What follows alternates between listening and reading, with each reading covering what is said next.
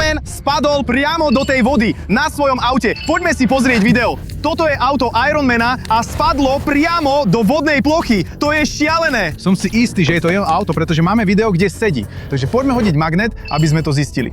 Je to všetko pravda? Alebo je to podvod? Možno dnes nájdeme skutočné auto Ironmana. A chlapci, zdá sa, že som niečo chytil. Wow, čo je to? Wow, toto je skutočná prilba Ironmana. Toto je neuveriteľné. Našli sme to pod vodou. Takže to všetko môže byť pravda. Vždy som mal chuť to vyskúšať na sebe. Dobre, poďme to spustiť. Čo? Systém Jarvis nefunguje? Jarvis? Nájdite ďalšiu súčiastku. Súčiastky! Jarvis nefunguje. Musíme pokračovať v lovení magnetom. Nie. Možno nájdeme celý kostým Ironmana pomocou magnetu. Dobre, poďme to skúsiť. Áno, cítim niečo. Wow, dobre, niečo červené vychádza von. Toto je neuveriteľné. Našli sme Ironmanovú rukavicu Glazer. Dobre, tak to nasadíme. Vo filme sa táto vec volá Ripple. Rippleová rukavica. Ale poďme zistiť, či naozaj funguje v skutočnom živote. Čo? Táto vec je skutočná. Táto vec je veľmi nebezpečná. Ale chlapi, to môže znamenať len jedno. Skutočný Ironman je niekde pod vodou. Poďme mu pomôcť.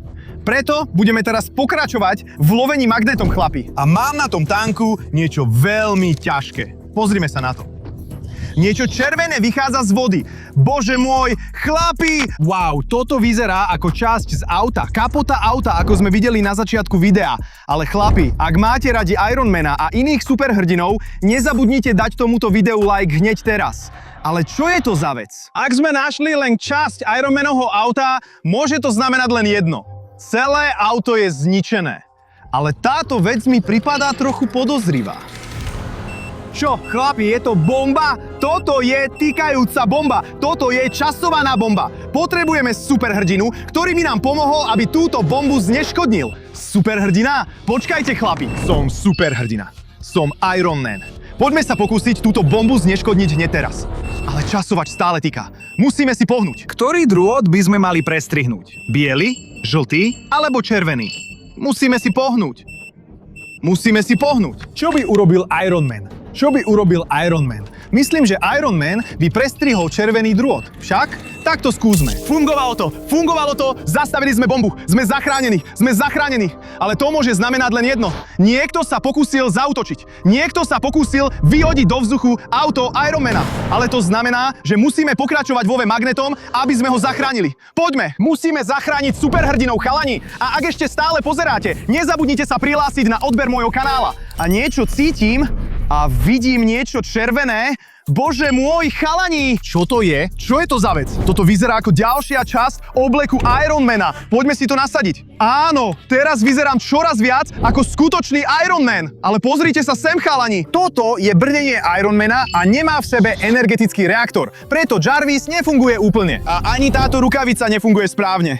Musíme nájsť náš reaktor, aby sme ho vložili dovnútra a získali plnú silu obleku. Ale chlapi, ak oblek Ironmana nemá žiadnu energiu, znamená to, že Ironman nie je chránený. Stále môže byť tam dole pod vodou. Ale čo ak náš reaktor nie je pod vodou? Môže byť niekde na blízku. Poďme to prehľadať. Poďme, chlapi. Stále musíme zistiť, kto je vinný z útoku na Ironmana. Ale čo je to, chlapi? Vyzerá to ako motorka a má štýl Spidermana. Pane Bože, to by mohlo znamenať, že je do toho zapojený aj Spiderman. Poďme to skontrolovať. To je Iron Man, ako sedí vo svojom aute. A potom, Pane Bože, Iron Man niečo ničí v meste. Toto je šialené. Čo sa to deje? A potom, wow, odlieta preč. Skutočný Iron Man. Hej, Spiderman, oni sú spolu a ničia mesto. Toto je šialené. Takže to by mohlo znamenať, že je zapojený aj Spiderman. Ale čo to všetko môže znamenať? Chlapi, mám nápad. Možno môžeme použiť tento Spidermanov bicykel na to, aby sme našli náš reaktor a spustili celý Ironmanov oblek. Wow, funguje to! Haha, páči sa mi to! Poďme! Wow! Hej, chalani, čo to je? Bože môj, niečo zvláštne je tu. A táto vec vyzerá ako meč Tana. Toto je veľmi nebezpečné, ale chalani... Prečo je to také malé? To je trochu zvláštne. Je do toho zapojená aj Tana? Ale tento meč je taký malý. Áno, môžeš s tým bojovať, ale len ak si decko z tenisového krúžku. To je zvláštne. Stále musíme nájsť Ironmana, Spidermana a niektoré časti tohto Ironmanovho obleku. Dobre, pokračujme v hľadaní. Možno nájdeme niečo užitočnejšie v okolí. Takže, nepriatelia môžu byť na blízku. Musíme ich hľadať. Hej, čo je to, chalani? Niečo, čo vyzerá ako Ironmanova vec. A chalani, toto je Ironmanov notebook. Skutočný chodiaci notebook. To je šialené. Dobre, pozrieme si na ňom nejaké súbory. Áno, vyzerá to, že Iron Man tu na niečom pracoval. Pustíme si video. Bože môj, to je Iron Man a on pracuje s rukavicou Nekonečná. Táto rukavica patrí Thanosovi a táto rukavica sa ničí. Iron Man zničil rukavicu Nekonečná. Preto sa Thanos mohol rozhodnúť vyhodiť do vzduchu Iron Manovo auto. Stále neviem, či je to všetko skutočné alebo falošné, ale našli sme nejaké súbory spojené so skutočným Iron Manom. Chlapi, myslím, že sa musíme vrátiť a pokračovať v lovení magnetom, aby sme našli náš reaktor a vyskúšali plnú silu Iron Manovho obleku. Dobre, poďme späť. Chlapi, vždy mám pocit, že nás niekto sleduje. Niekto ma špehuje. Ak si všimnete niečo zvláštne, ak si všimnete nejakých superhrdinov, napíšte to do komentárov. Ale poďme ďalej házať magnet. Wow, niečo cítim. Ďalšia vec vychádza z vody a je to tiež v štýle Ironmana. Oheň. Wow, toto je ďalšia časť auta Ironmana. Určite, je to červené a zlaté. Ale to znamená, že sme našli približné miesto, kde sa toto auto nachádza. Poďme hádzať na to isté miesto. Takže Iron Man a Spider-Man môžu byť stále vo vode. Poďme hádzať ďalej. Možno nájdeme viac častí, ktoré súvisia s našou sériou Iron Man. A áno, opäť vychádza niečo červené. Pozrite sa, chlapi. Bože môj. Pozrite sa, čo sme našli. Toto je skutočný Ironmanová doska.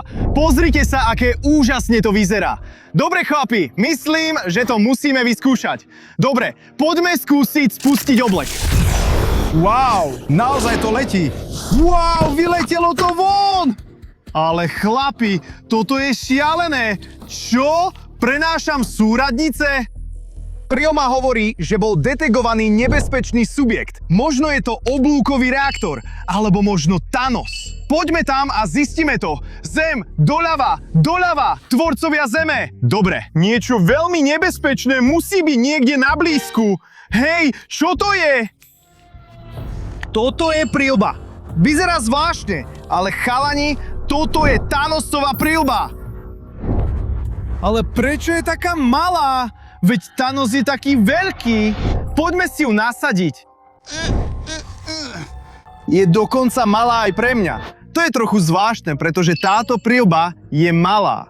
Taká malá, ako tento meč. Možno to bol nejaký malý Thanos, alebo čo? Toto je šialené. A mám pocit, že je to ako nejaký cosplay, alebo neviem. Ale všetky tieto časti obleku Ironmana pôsobia skutočne a dobre. Veľmi ich mám rád, ale nenašli sme dve veľmi dôležité veci. Tony Stark, známy ako samotný Iron Man, a oblúkový reaktor. Musíme hľadať ďalej, chalani, takí nebezpeční ľudia môžu byť na blízku. A idem sa pozrieť na seba. Fúha! Čo je také jasné? Fúha! Je to také jasné. Toto je oblúkový reaktor.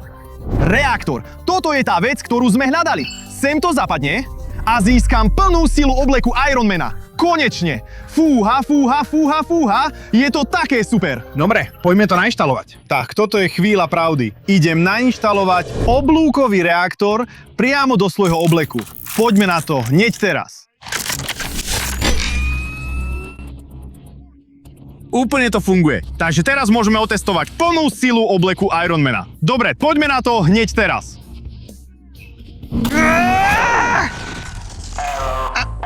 Čo?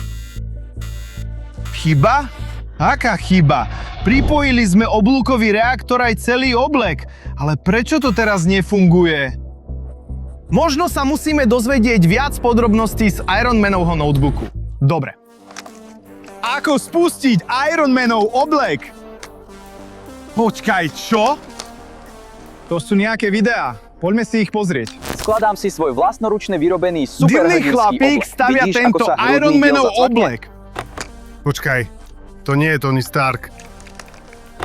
Začíname s červeným základom. Zatiaľ Smrdí to to vyzerá po dobre. plaste Teraz a on prichádza zdobí zlatý auto? akcent. Počkaj, toto je len cosplayer, neskutočný Tony Stark. Konečne. A má šaty. kamaráta Spidermana. Spider-Man. Nosia. Cosplayery. Pane Bože.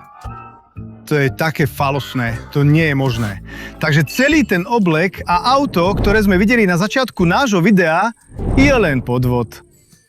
Boli tam dva cosplayery, ktorí sa snažili zapôsobiť na celé mesto. A potom spadli do tej vody. Páne Bože, chlapci. Je mi z toho trochu smutno. Ale aj tak, to bolo pekné dobrodružstvo. O superhrdinoch. Dúfam, že sa vám to páčilo. Nezabudnite dať tomuto videu like a prihlásiť sa na môj kanál. Ak chcete vidieť viac videí so superhrdinami v reálnom živote, mimochodom volám sa Love, ďakujem za sledovanie. Dovidenia. Ale ako? Ako to letelo? Nejako to letelo? Dovidenia, priatelia.